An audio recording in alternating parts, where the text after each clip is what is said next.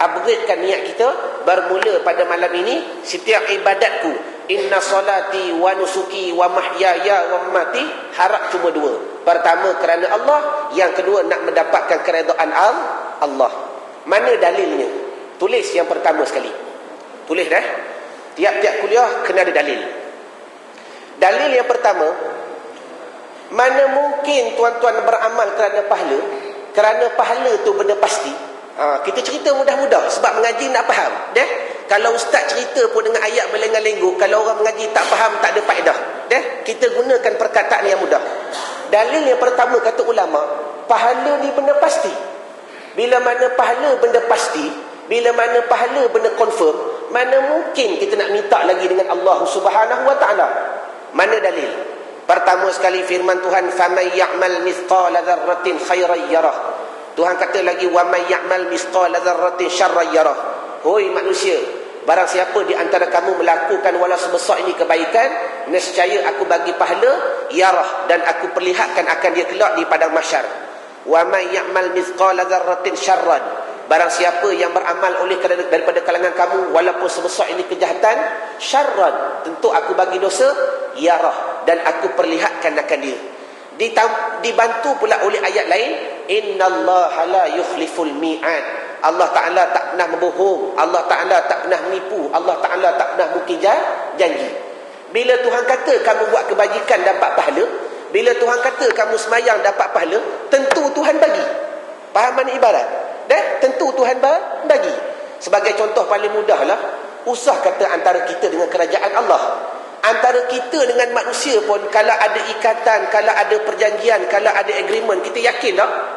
Contoh, pada awal-awal tuan-tuan minta kerja, dapat tawaran tu, kemudian berkata CEO kita, berkata orang yang bagi jawatan, dia kata kamu bekerja di sini dengan dapat gaji insya-Allah sebulan 3,000 contoh. Kita pun terima kontrak, kita sign kontrak. Bermakna dah ada ikatan dah. Baik. Dan bila mana tuan-tuan pergi kerja hari-hari, bermakna dah sign kontrak, kita lakukan amanah. Pergi balik, pergi balik, pergi balik. Pernah tak tuan-tuan terfikir yang pihak pengurusan tak akan bayar gaji kita 3,000 tadi?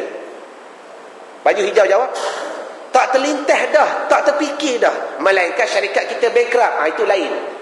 Min ghairi adatin, pada selain adat tak usah cerita. Pada adat, bila mana kita bekerja, tiap-tiap bulan mesti cukup gaji. Cuma cepat, lambat dan sebagainya. Nak bagi faham, kalau antara makhluk dengan makhluk pun jika ada ikatan begini, kita boleh terima keyakinan. Walhal, kenapa tak boleh berlaku antara kita dengan Allah? Ni kata ulama, kerana begitu ramai antara kita tak kenal Allah Subhanahu wa taala. Tak kenal Tuhan. Sebab tu hujah yang pertama, bila mana pahala tu benda pasti, bila mana pahala tu benda confirm, mana mungkin kita nak minta dengan Allah Subhanahu wa taala? Sebab benda tentu Tuhan bagi dah. Cuma yang tuan-tuan perlu faham, jumlah pahala yang Allah Ta'ala beri itu kena mengaji. Faham mana ibarat? Jumlah pahala yang Tuhan bagi itu yang berbeza-beza. Sebagai contoh paling mudah lah, orang yang mengaji ikhlas pada malam ni dengan orang yang mengaji terpaksa pada malam ni, dua-dua dapat pahala, tapi jumlahnya berbeza. Yang ikhlas datang, aku memang dengar kuliah, Tuhan bagi sekian jumlah. Yang datang sebab kawan ajak, ataupun malam ni raya terakhir, dia datang rumah sepupu dia pergi ke surau, takkan aku dah duduk di rumah, pergilah juga ke surau, dengar juga. Niat tak ikhlas, tetap Tuhan bagi pahala, tapi jumlah tak sama. Ada yang mengaji pada hari ni duduk yang street, ada yang duduk dekat dinding, ada duduk dekat tiang. Contoh, jumlahnya pahala Tuhan bagi tak sama. Yang duduk street bermakna istiqomahnya dia, beradabnya dia pada ilmu, Tuhan bagi jumlah lain. Yang uzur tak apa dah, hamba kata yang muda ni, Allah Akbar. Yang uzur kita maklum dah, memang kena cari tiang dan sebagainya. Yang segak-segak cari tiang, bermakna tetap dapat pahala, tapi jumlahnya berbeza. Yang mengaji pada malam ni, yang bawa pen buku dengan yang tak bawa pen buku, jumlah yang Tuhan bagi tak sama dah. Yang mengaji bawa pen buku, Allah Ta'ala melihat kesungguhan dia, Allah Ta'ala beri jumlah yang sekian. Mereka yang datang bawa telinga sahaja, Tuhan bagi juga pahala, tapi jumlahnya sekian. Jadi kesimpulannya, bila mana kita memahami pahala ini merupakan benda yang pasti, yang termasuk dalam janji Allah Subhanahu wa taala, buat apa kita nak minta lagi? Cerita mudah-mudah. Jadi oleh kerana itu, kesimpulannya kalau tak minta pahala, pahala nak letak di mana? Ini yang ulama kata kembalikan pahala kepada hak Allah Subhanahu wa taala. Bila mana hak Tuhan tu, dia tahulah buat kerja dia. Contoh paling mudah dah antara suami dengan isteri. Isteri ada hak peribadi dia, suami ada hak peribadi dia.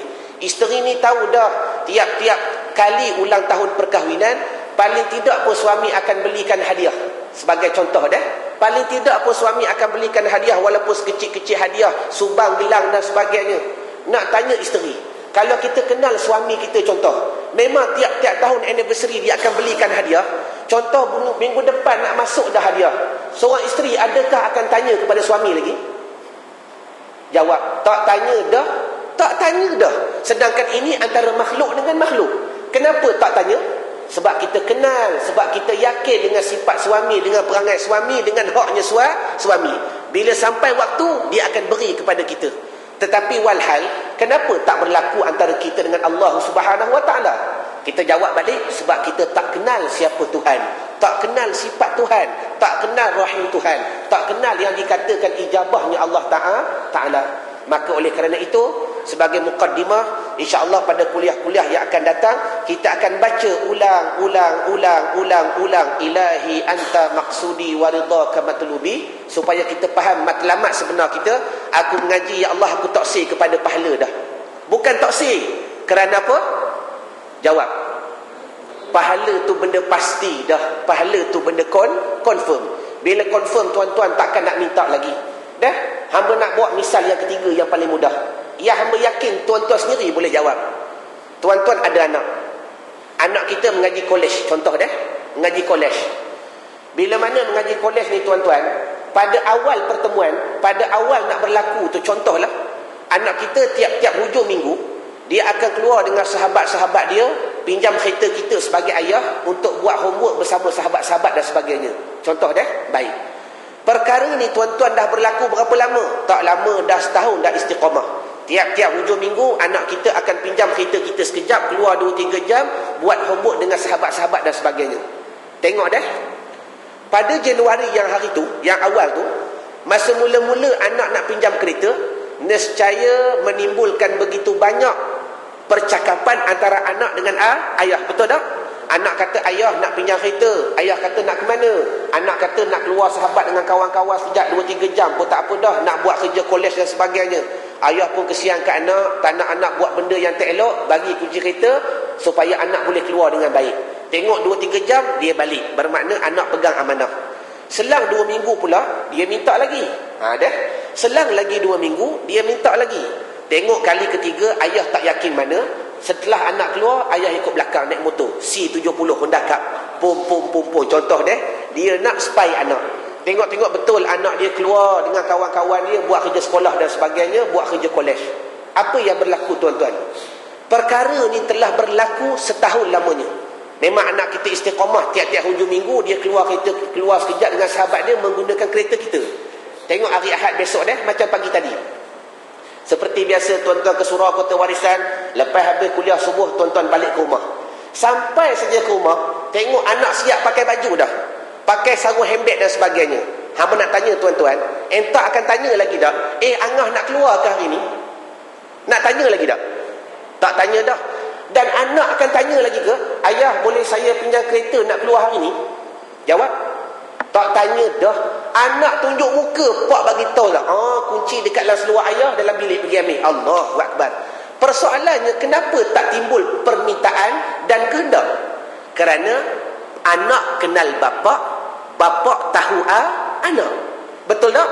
Allah, bila mana anak tahu tentu pak bagi dah, tak minta pun tak apa, tunjuk muka saja pak bagi dah. Cuma pak bagi tahu pula, kalau hari ni keluar balik cepat sikit tengah hari saat lagi ayah nak pergi main golf dan sebagainya.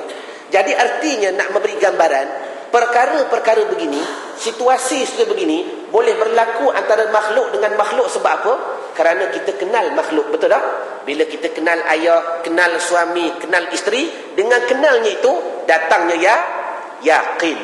Walhal, kenapa tak berlaku antara kita dengan Allah? Jawab, sebab kita tak kenal Allah Subhanahu wa taala. Jadi kalau tuan-tuan dah kenal Tuhan, nak minta pahala pun malu dah. Kenapa malu? Sebab benda Tuhan janji, Bila benda Tuhan janji, bila kita letak pada haknya, nescaya akan menguatkan iman kita dengan Allah Subhanahu wa taala satu dah, sebagai mukadimah saja. Yang kedua, bermula pada kuliah hari ini dan kuliah-kuliah yang akan datang, kita akan baca ayat tadi, ilahi anta maksudi wa ridhaka matlubi, supaya tiap-tiap sebelum kuliah kita boleh membetulkan niat kita. Aku mengaji ni ya Allah semata-mata nak mencari keredaan-Mu dan semata-mata kerana Kamu, bukan kerana nak syurga. Dah. Baik, kita jawab pada hari ni. Kenapa amalan bukan kerana syurga? Dah. Kenapa amalan bukan kerana pahala? Sebab kita faham sebelum ni, kita mengaji sebelum ni, tiap-tiap kali ibadat nak ke pahala. Hari ni Ustaz Irwan ajar dah, ibadat bukan nak pahala tapi nak keredaan. Maka kita jawab pula, tulis yang kedua, kerana pahala tak boleh membeli syurga, dosa tak boleh membeli neraka. Allahu Akbar. Ini akidah. Dah? Pahala tak boleh membeli syurga, dosa tak boleh membeli neraka. Ini hakikat. Tapi lazim tuan-tuan tak boleh buang. Lazim orang banyak pahala, tempatnya syurga. Lazim orang banyak dosa, tempatnya neraka. Tak serupa dah. Yang tadi akidah, duduk dalam hati keyakinan. Yang ni lazim syariat.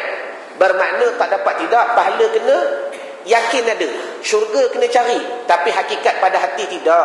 Kita yakin pahala tak boleh membeli syurga, dosa tak boleh membeli neraka. Misal yang paling mudah, dah, takdir kata bermula daripada akhir balik sampai tuan-tuan mati. Takdir kata tuan-tuan melakukan ibadat dengan sempurna, semayang, haji, puasa, semua kita lakukan dengan sempurna dan tak melakukan perkara-perkara dosa besar kepada Allah Ta'ala. Tapi kita buat dosa juga sebab kita bukan Nabi.